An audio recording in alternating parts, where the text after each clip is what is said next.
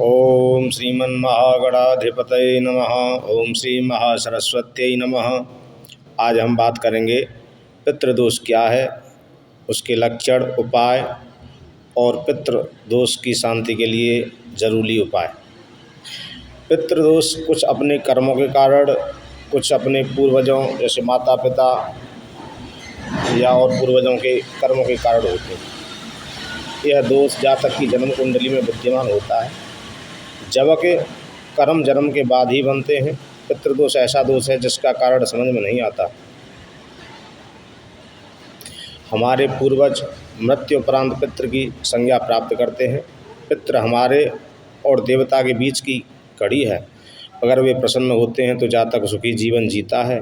अगर किसी कारण ये अप्रसन्न हो जाते हैं तो मनुष्य को कष्ट झेलने पड़ते हैं।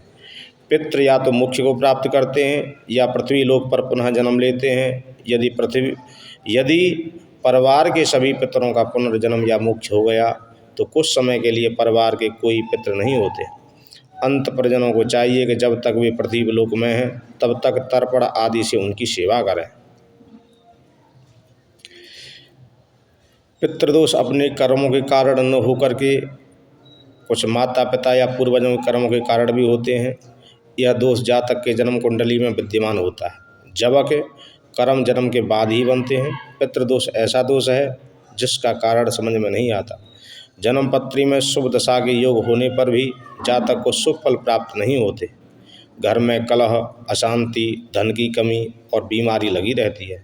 विवाह में अड़चन आती है। जब भी किसी प्रकार की समस्या बार बार आती है, वहीं कोई कारण नजर नहीं आता, तो हमें पितृदोष की शांति अवश्य करवानी चाहिए। अब जानते हैं पितृदोष के कुछ लक्षण। जैसे स्वप्न में सांप या सांड या जल, अग्नि कुछ ऐसा नजर आना।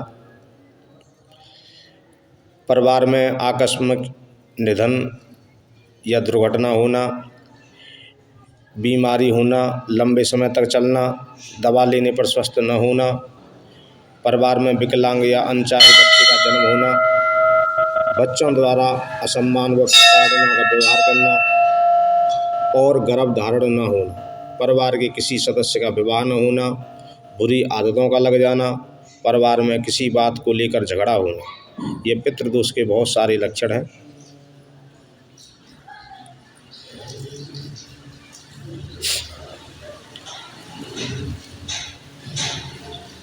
पितृदोष की शांति के लिए अपने पितरों को तर्पण से, जैसे श्राद्ध पक्ष आता है उसमें तर्पण किया जाए किसी योग्य ब्राह्मण द्वारा। जल में गंगा जल मिश्रित इत्यादि करके मंत्रों द्वारा तिल आदि डाल के जल दिया जाता है।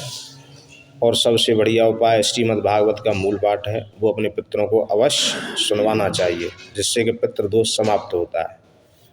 जय श्री राधे।